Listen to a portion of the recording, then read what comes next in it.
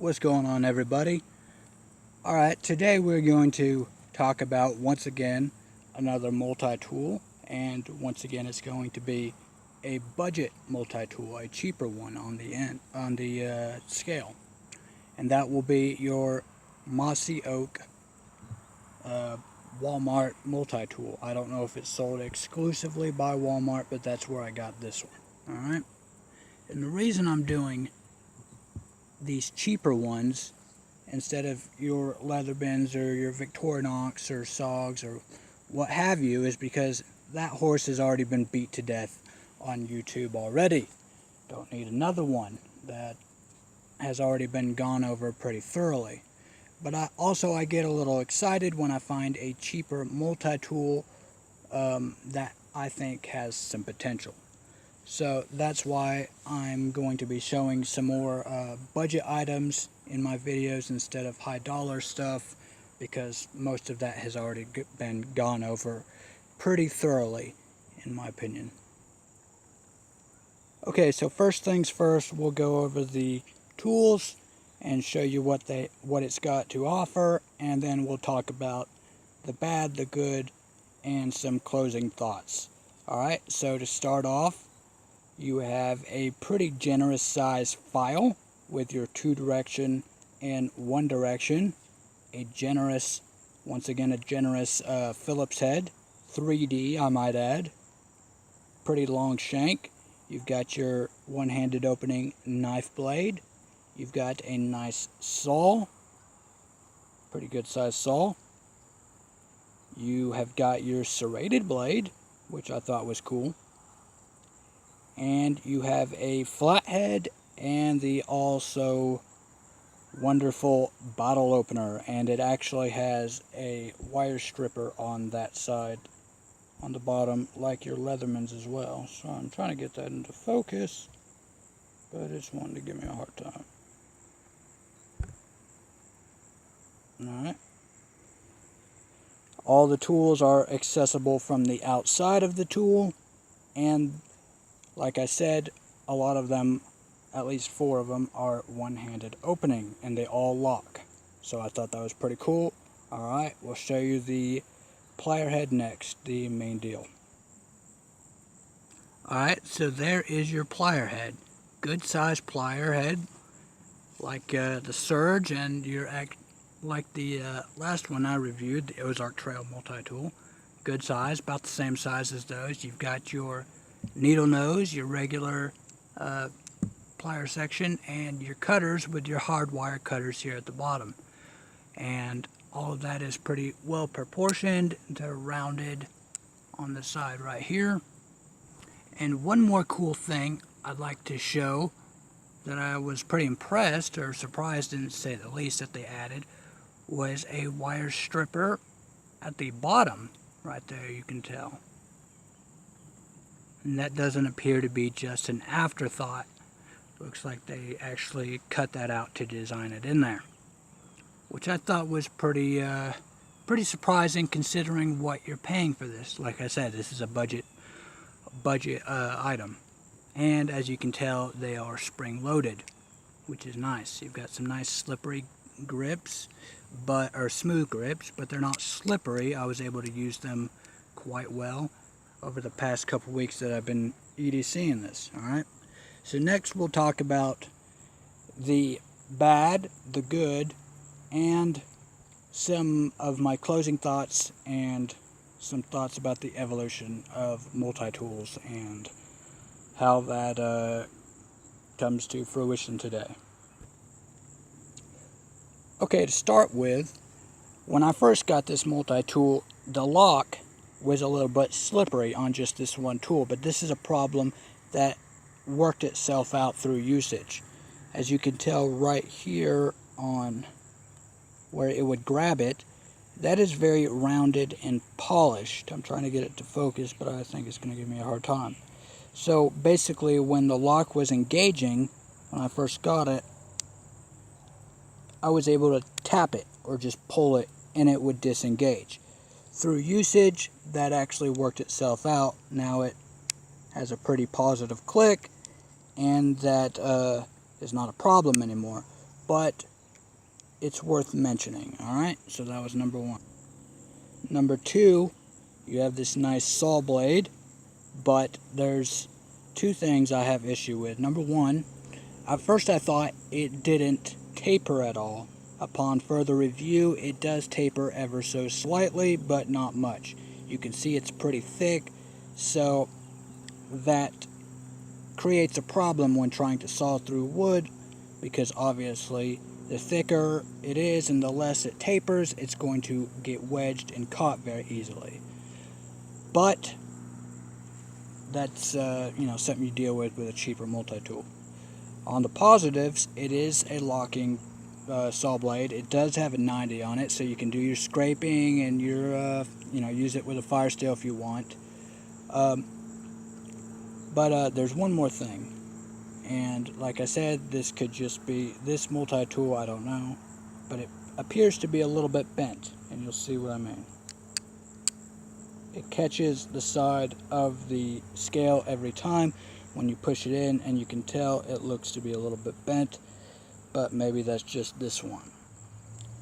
Another issue that could be just this multi-tool, but I don't think so, is the knife edge. You've got a nice, generous, one-handed opening knife, but whoever did the edge geometry on this blade just really either didn't know what they were doing or didn't care. Because when you're trying to cut wood, you get wavy patterns where it just skips right over the wood. It just basically goes like that, like you would get with a really bad edge geometry on a knife. That could be fixed, but like I said, it's worth mentioning. Alright. Okay, so this next complaint of mine is kind of a general one. I wish they would quit putting bottle openers on multi-tools. Can openers, sure, I dig that. They're useful. Bottle openers, man, just don't waste the space. I was impressed that they did put that V-notch there, but you've got a flat head right there on the end of that bottle opener.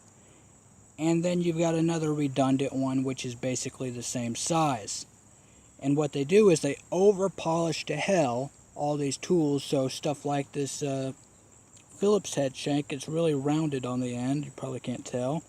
But that makes it not want to grab the screws really good and makes it slip a lot, which is annoying.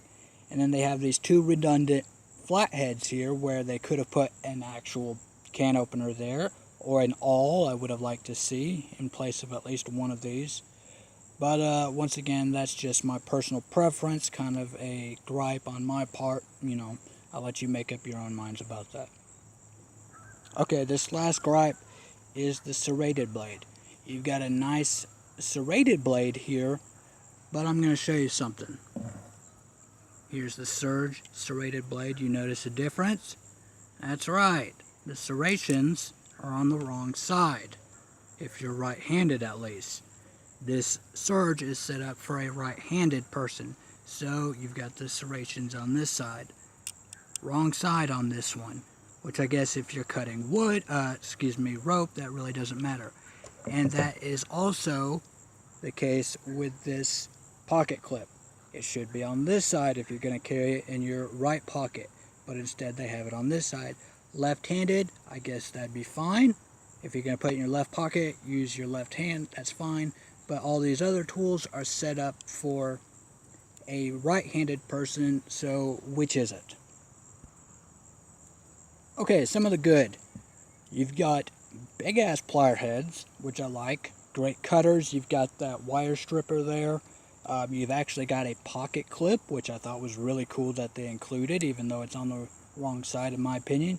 And you've got a sheath. So you've got two ways of carrying this, which are really cool for the price, and I'll get to that in a minute.